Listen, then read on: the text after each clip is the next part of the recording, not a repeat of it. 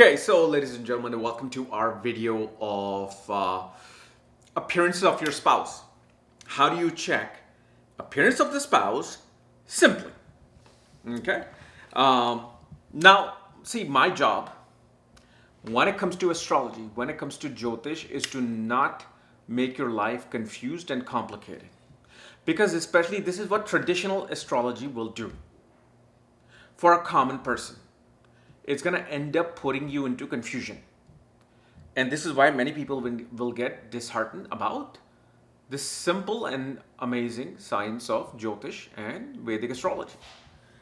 But as always, if you want to know where some of these planets are going to be placed to show you the type of spouse you will have in their appearance, okay, you can check out the links here, karasastrology.com, where you'll find my books, reports, consultations, and link to my academy, Magavad Astrology Academy, where I'm currently showing miscellaneous things connected with wristwatch and wealth, because the whole course is done. So you can watch it, but now I'm showing examples of people and their lives and how it kind of like changes and affects their life in a dramatically good way or dramatically bad way. Okay. But yeah, it is important to always wear the wristwatch. And again, this is something that I even talked about 8 years ago now. It was 2017. So 7 years ago now. Yeah, 7 years ago. And of course, what I'm talking about here is I pretty much show a Nandi Nadi. Okay. Once you know Nandi Nadi, that's it. So let's talk about the confusion part first. In order to confuse yourself about the appearance of the spouse, you will hear about looking at the seventh house. Obviously, it's the house of spouse. Then you have to look at the seventh lord. Where the seventh lord is placed. Okay. So then you have these two parameters. They look simple. It's simple. Like, okay, seventh house and seventh lord. But then once you actually go into the traditional method, now you have to also not just look at the seventh house and the seventh lord from the ascendant. You have to look at the seventh house and the seventh lord from the moon. You have to look at seventh house, seventh lord from the sun, what the soul is desiring. You have to look at seventh house and seventh lord from your Aruda Lagna. You have to look at seventh house, seventh lord in the Navamsha. So again, then I ask you, okay, now pick one. Now, how do you find accuracy? Well, they'll be like, well, if this is strong and this is weak, then you go here, then you go there. Then you go into all these other parameters of, if you're born in daytime, then you look at this. If you're born in nighttime, you look at that. And you'll be like, okay, let's leave this to somebody who has spent 20 years, 25 years. And that is true. Like, if you want to know the traditional side, minimum you should be spending 15 to 20 years under a guru and not knowing anything. No family life, no education, no career, no money, nothing. You're just into this. Then you grasp it like it's a walk in a park. Now, especially for those who have a weak Mercury, like me, who's not able to just comprehend so things easily, which is why I flunked so many of my classes. You want something more simpler. So you want something that you look at it like a painting and you just start talking. So in this particular case, we look at two things which are very simple. For men, we're going to look at Venus. For women, we're going to look at Mars. So if, let's say, we look at, and you can apply what I'm saying here to both of these particular individuals or both of these planets. So whenever I'm saying here, you can apply it to Venus. If you're marrying a woman, you can apply it to Mars. If you're marrying a man, this has not been tested, but if let's say you're gay or lesbian, then you can definitely use Mars. If you're gay, then you can use Venus if you're lesbian. But again, there could be a whole complicated dynamic that I have not researched through. So, okay, because again, you know how many charts I get of somebody who might be gay or lesbian getting a reading from me? I would probably say once every other month or once every 2 months, 3 months. So it's not that often. So this is why I say that research has to be kind of done and taken care of, so we can. So if you know somebody who has done this research, please share with me. So now let's talk about the appearance. First of all, like the complexion. What type of complexion a person's going to have? Is a person going to have a light complexion, medium complexion, tan complexion, dark complexion? And again, if you're, let's say, in Russia, if let's say you're in French Alps, then you may have people with only light complexion, Caucasian complexion. But even in there, there's going to be a degree of highs and lows. There's going to be a degree of too light, there's going to be a degree of medium, and then tan.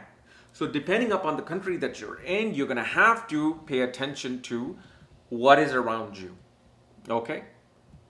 So you can go into Africa, somebody who's African, and tell them, oh, well, your spouse is going to have a light complexion. They'll be like, you mean like a Caucasian? No. They'll still be African, they'll be black, but they're going to be like, okay, what do you mean by that? What do I mean by that is that the people around you, surrounding you, will have a lighter complexion than other people. So for example, if you look at the sign of Aries, if any one of these planets are sitting in the sign of Aries, it is going to be a reddish complexion. Now, what is a reddish complexion? Reddish complexion is, I always say, it's a surfer complexion. You know, when a surfer who's light-skinned goes and surfs, what happens throughout the day? The body becomes pink and reddish, right? So that's the complexion. So it can only happen if somebody has a lighter complexion. Taurus, you will have a lighter complexion. Cancer, Leo, Scorpio, Sagittarius, you'll have a lighter complexion. Like especially with, just like Aries is red, who's this? Leo is going to become more goldenish. Now, what is goldenish? Goldenish is glowing skin tone. It'll have hint of orange and glowing skin tone. Okay. Especially Cancer can be like really just milk white. Like you just see the person, even if they're Indian, they will have this this complexion which is just feels like it's pure, light and pure, like milk is. That's how it's going to be. Taurus is going to be brownish light. It's not light as in white, milk white, but it's like brownish white. Okay, and these are the subtle things you will notice. Let's say, for example, Scorpio and Sagittarius, they're also light. So in that particular case, the type of light complexion you're going to get is more brownish light. Brownish light, brown tone will be there, but it's going to be very light. Now, if let's say you go towards Gemini, Mercury, these are going to be tan medium complexion. Okay, these are going to be tan and medium complexion of the race that you are trying to be with or that is around you. If it's going to be Capricorn and Aquarius, these are going to be muddy. This is known as muddy tan complexion. Okay, the Capricorn specifically will have this muddy grayish tone. Okay, like I'll give you an example. Like, okay, so look at these two athletes. If you don't know who they are, you can just search them. Look at Michael Jordan,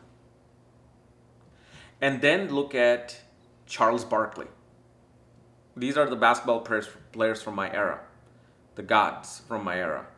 So if you look at Michael Jordan, that's more like, you can say, Capricorn. Capricorn-like skin tone. If you look at Charles Barkley, that's going to be more like Sagittarius and Scorpio skin tone. Or Aquarius skin tone. Aquarius is lighter than this muddy gray. So this is so both of them are black athletes, but they have different skin tone, or pretty much different tone of the skin. If you have, let's say, Libra will also be darkish burnt complexion, but it's dark, but it has this burnness to it. And you will not understand this until you actually see that person, what I'm talking about. Pisces itself is going to be a brownish tan complexion. Okay. Usually Libra and Pisces are black and dark complexion, but the thing is Pisces can be a blue sky or can be a nighttime dark sky. Okay, and so especially Pisces is a time where sun is literally rising, right? So what is it shows? It shows that blue mixed with that pinkish and orangish tone. So it becomes that light. It's like you will see with Pisces. If you look at their leg and toe and to their head, it'll go from dark to light, the body. Okay, notice that with somebody who's a Pisces ascendant, or if, let's say your Venus or Mars are in Pisces, check out your spouse. They have this thing where it starts out a dark tone and then it becomes a lighter tone. Okay. And Cancer is pure white because that is where sun is in the fourth house. And then when sun is in the fourth house, who's up in the sky? White moon. Okay. White moon. Then, so if now let's say if we go away from complexion, now you're looking at heights. You're going to see Aries, Taurus, Leo. They're short to medium heights. Okay. If you look at Virgo, Libra, Sagittarius, Aquarius, Pisces, these are considered actually tall heights. Virgo, Libra, Aquarius will be considered quite tall. Okay. Pisces is the type of individual where if they gain weight, they look short. If they're skinny, they'll look tall. Scorpio is also medium height.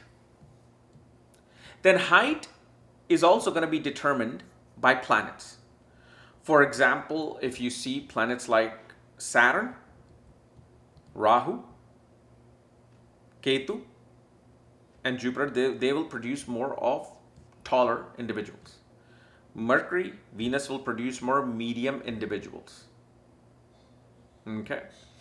And then Sun, Mars will be, and Moon will be short. And this is something if the planet is literally sitting in the 7th house. But again, my job is to make it much easier, much simpler, right? Make it more fun. Make it more fun where you're just like, oh, I get it. Boom, boom. So look at Mars and Venus, okay, and their connection with these signs or planets. For example, you have Venus with Mercury. Spouse is going to be of a medium height. Venus and Mercury are in Aries. Spouse is going to be of a lighter complexion and that surfer-like complexion where if they go out in the sun, they'll get a very quick red tan. Okay. Then you can also, the third thing you want to go into is the structure of the face, right? Like for example, if we look at Taurus, Taurus is square. What is a square foot? Meaning like if you were to measure this and this, it'll be equal. Taurus can represent an equal body. Like everything is proportional. You know, some people have like long limbs and then normal legs and then long neck, but it's just all proportioned. Aries, okay, the Aries is going to represent somebody who's going to have a very strong skull. Very strong skull. Gemini will represent somebody with curly hairs. Virgo will represent somebody with curly hairs, long hairs. Ketu will represent somebody with long hairs. So Venus is with Ketu. That's going to represent even if you married a guy, maybe at one point in their life they kept long hair. And of course, it's funny. I just was doing a reading for somebody with Venus and Ketu. See, Ketu represents your past life talent and skill. The Mercury skill that you know is you're developing in this life. Ketu is a skill that has been gifted to you from your previous experiences. So today, this Venus and Mercury are together, or the person that I was looking at. And literally, they're into music, they're into painting, they're into making like crafty things. And then I'm like, that's it.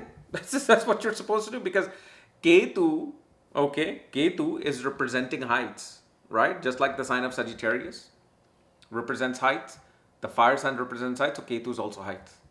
So you want to go to heights, you take whatever planet, Ketu is being blessed by. Okay, and then you take that planet and you go.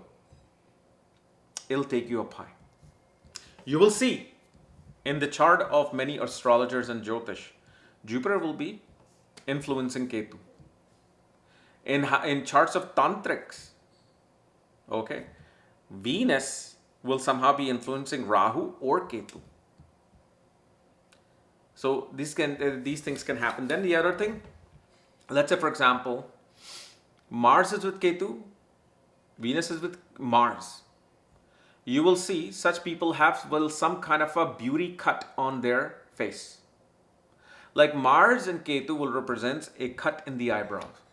Either they purposely do it or there's a natural cut. Venus and Ketu can represent some kind of a birthmark cut on this area or the chin area. Especially if you have Saturn Ketu together. Sometimes Saturn Mars, you'll have a butt chin. Like the chin that is, my dad had that. And my dad naturally had Saturn Ketu. So, those that hole and then the chin kind of comes down. I don't know if I'm showing, yeah. So that you will see that particular part with people. So especially now, how will you relate this to the person you're about to meet?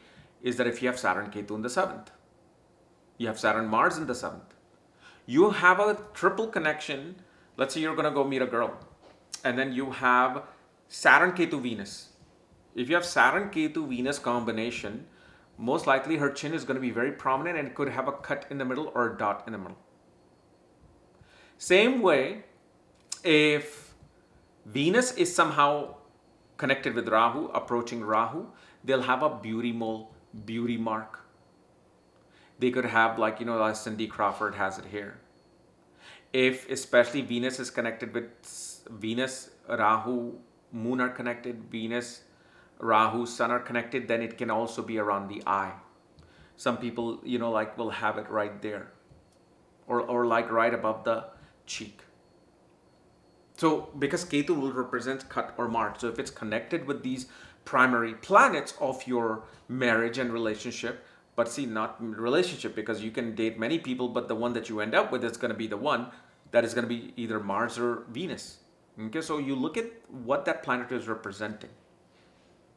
Okay, and then you go towards it. Like for example, if Venus and Moon are together, Mars, Moon are together, the person, your significant other will have beautiful eyes. Very seductive eyes. Now, if Rahu comes into play with that, Venus, Moon, Rahu, it'll be very hypnotic eyes. Like you will see with people who have Venus, Moon, Rahu, connection, all these three planets together, these are the people who fall in love with one look with their spouse. Like, as soon as you saw me, I knew I was going to marry you. And this could also be present in their chart, because they have the power to hypnotize, because Venus mainly is for men, but Venus is the karka of unionship, karka of coming together. Okay, so you will see these particular things. If you see Mars or Venus with Sun and Rahu, okay, if Sun and Rahu are present, those people who sometimes have this bluish and darkishness on the cheek or right below the eye. Like like I've seen this quite a lot, like people, whether they're dark skin, light skin, there'll be just this bluish or darkishness there. It's kind of like eclipses happening somewhere around the face, and usually it'll be right below the eye, because Sun is eye, Sun is prakash, Sun is the light. Mars is fire, Rahu is eclipse. Mix them together. But you have to know, according to the Nadi, the Nandi Nadi concept, how are they being connected? Okay, because it's not just they have to have a conjunction. They could be connected the other way as well. Then, if let's say, you have, and this will mainly apply with Mars. You have Mars, you have Sun, okay? And then Mars and Sun are sitting in a fire sign, which will be Aries, Leo, or Sagittarius. You have Mars and Sun, and then also, it's going to be Rahu again. Okay. What happens with such, but there's an arrangement to it. That's what I'm thinking, because I'm not doing these things every day. I'm not coming across these things every day. So literally, Sun has to be at the bottom. Sun is at the bottom. Then it's Mars, and then it's Rahu. You will see this woman will most likely get a guy who will either already be bald or they're going to be thinning their hairline. Okay. So these are, so again, it's not complicated because I'm just sticking with Venus and Mars. I'm not talking about your Dharakarka. I'm not talking about your 7th Lord, 7th house, this, that. And I'm not going even into Navamsha and all that and then confusing you and then you're just losing it. I'm making it so simple, but I'm only sticking to one planet, but I'm adding other planets to it. That's what I'm doing. For example, you have Mars, or let's say you have Saturn and Sun together with either one of the planets. You can also have Sun and Ketu together with either one of the planets. The spouse that you will get will somehow be having issues with their joints. Usually knee, if Saturn is involved. They injured their knee in playing sports when they were young. Or right when they meet you, they somehow injured their knee. And now that joint or that knee is going to be that lifelong thing. Okay, because it's being activated through your chart. Then if let's say you look at just simplicity of zodiac sign, but the thing is I've already discussed this thing, so I don't want to go back into it because you can watch my other video of your guaranteed spouse in astrology, and then you can also look at the signs of Venus and Mars. You know, for example, if 7th Lord, or not 7th Lord, Venus or Mars go into signs which are either connected with Virgo, Scorpio, Aquarius. 3 most important: Virgo, Scorpio, Aquarius. Spouse will somehow, tiny bit, will always deal with some kind of health issue. Troubled by something. Like for example, if it's in the sign of Scorpio or Aquarius, then spouse can even deal with something known as like Hashimoto. I have seen this quite a bit. Dealing with like Hashimoto, it's something to do with the immune. Something which is detectable, but it's not really detectable. Okay. But again, once you go into the sign, then we're looking more into like personalities and all that.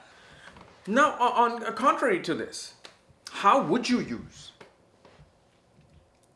besides just going straight to Venus, straight to Mars, how they're placed from your ascendant? Why is it that we are then looking at the 7th house? 7th Lord, planets in the 7th house. Well, the thing is, your spouse is more than their appearance, right? More than their appearance. And what happens is, with these additional factor, you get to understand additional deeper things. Whether it's, like I was sharing about health, whether especially the timing of your marriage may also then be controlled by, especially if the planet is sitting in the 7th house. It's not always going to be Mars and Venus. Okay, when I got married, Mars and Venus had no real role to play in my chart or my wife's chart. It was completely different planets. So it's about these other alternative things that you can also go into. How their health is going to be.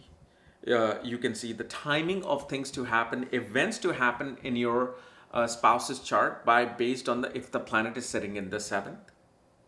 If seventh lord is placed somewhere, a planet goes over it. So now you can see what could be taking place with your spouse during this time. It will show kind of like additional skill of the spouse. Okay, so you can't ignore these things completely. But if you want to make your life easier, you use this first, the two simple things that I said. Then once you get used to this area of astrology, now you can sink into the other factors within the seventh house, within where the seventh lord is placed. Right? I mean, if you have Mars in the seventh, especially sitting in Aries, spouse is going to be an angry person. Spouse will not hesitate to start any conflict or dispute with someone in order to protect themselves or protect whatever thing that they are wanting to protect. And it could be both for male and female. Or let's say you can use Ketu in the seventh house. Right after marriage, you will see spouse will have to be separated for a while. Spouse is going to have to go somewhere for a while. And you can see the ascendant degree and then Ketu's degree, the difference between them will say something about that. So this is why you don't want to just ignore, like, should I even be looking at the seventh house, seventh lord? You should, because it gives you another taste. It's like if I am giving you a curry with just garam masala in it, nothing else, it's going to taste horrible unless we're in the apocalypse. Then everything will taste good.